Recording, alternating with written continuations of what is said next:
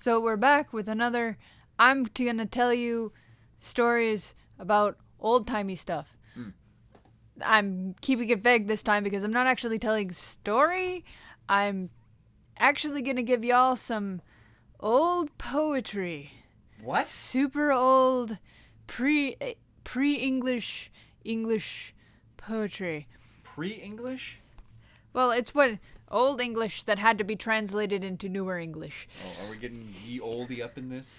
Not exactly. All right. Well. So I'm going to tell you some poetry that is actually some charms that old pagans and Christians mushed together.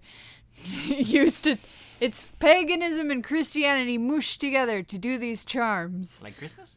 Yeah, actually, kind of that same logic. Oh. In order to solve ailments or ask for blessings or what have you, and they're weird. Okay. And I'm going to read you the charm, and Mr. Shoes here is going to have to try and guess what the charm is about. Okay, I love this. I'm on board. I did not know what this was about, but now I'm on board. And this is one of the very few times where I'm actually going to be accurate. Word for word type accurate. Okay. Not generalizing. Anyway, I'm not going to read you the title except for this first one. Because this first one is hilarious because it's a charm against a dwarf. Oh, I thought this was going to be like bodily. All right, go on. Okay. So, I'll read what they describe as what you're supposed to do at the same time as saying these poems. All right. You must take 7 little wafers, such as one uses in worship, and write these names on each wafer. Maximianus, Malchus, Joannes, Martineus, Dionysus, Constantinus, and Serapion. Then afterwards you must sing the charm which is given below, first into the left ear, then into the right ear, and then over the man's head. And after you sing the charm, you have a maiden go to him and hang it upon his neck, which is the charm, and I think it's the wafer things with the names on, which is pretty much like you wrote names on a Girl Scout cookie and a Girl Scout cookie for worship. Yeah. And hang it around this guy's neck. Anyway, and the charm is, and the actual thing is, here came a spider creature stalking in. He had his dress in his hand. He said that thou wert his steed. He puts his bonds on thy neck. They began to sail from the land, and as soon as they left the land, they began to cool. Then came the beast's sister stalking in, and then she made an end and swore these oaths. How long is this? It's almost done. That this should never hurt the sick, nor him who could acquire this charm, nor him that could chant this charm. Amen, fiat. What was that supposed to do? So it was to ward off dwarves, right? No. Wait, what? It's called Against a Dwarf. Against a dwarf? Yeah, just, what do you think it's supposed to do? Against a dwarf? Okay, so, it's supposed to keep toddlers at bay. This is for the preschool teacher to have in her back pocket just in case. No. What? It's, dwarf actually is, it's got the same pronunciation as fever in Old English. Was it mistranslated? No. Well, I guess it's written wrong in this stupid old book, but I had to look it up and like, what the heck are they talking about? This has nothing to do with small men. Indeed. Except for with the 7 little wafers and the maiden, it made me think that there were some sort of Snow White thing somehow. There's an apple with a in there somewhere. Also, I read this wrong at first, and I thought you were getting spiders dumped on you. I'm like, what? But no. I think the cure is worse than the disease in that sense. Anyway, but no, dwarf is the way you say, like, it's fever or convulsive disease, and if it's somebody is no, it's specifically for an illness where you're Running bedladen. and you whisper at a guy's head and left ear and right ear to whisper the fever away, I guess, is the thing. I'm so glad we have modern medicine. So yeah, that one was particularly dumb because it had a dumb name. Okay, so it was for the fever. Yeah. Okay. That was for fever. Okay. I'm just going to read. There is no actual instructions for stuff you're supposed to do for this next one. You just say the poem. The poem is Little when, little when. Here thou shalt not build, nor have any abode, but thou must pass forth to the hill hard by. Hello, cat. Where thou hast a brother in misery, he shall lay a leaf at thy head.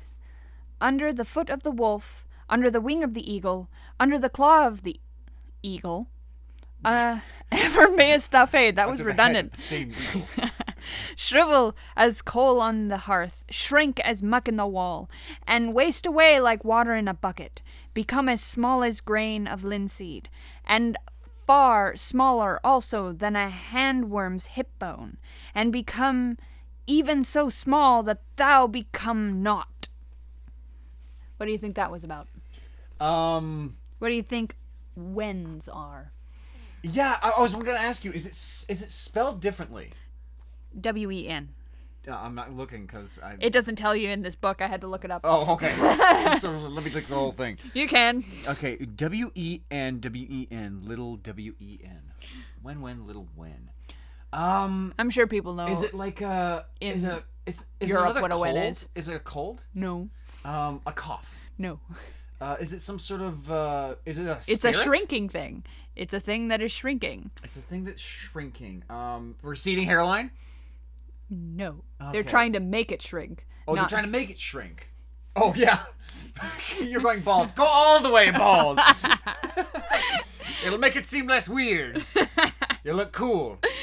Let's see. They're trying to make it go... It's like a wart. Close. Pretty much. Canker sore? Kind of like... Yeah, it's kind of like a wart. I read cyst.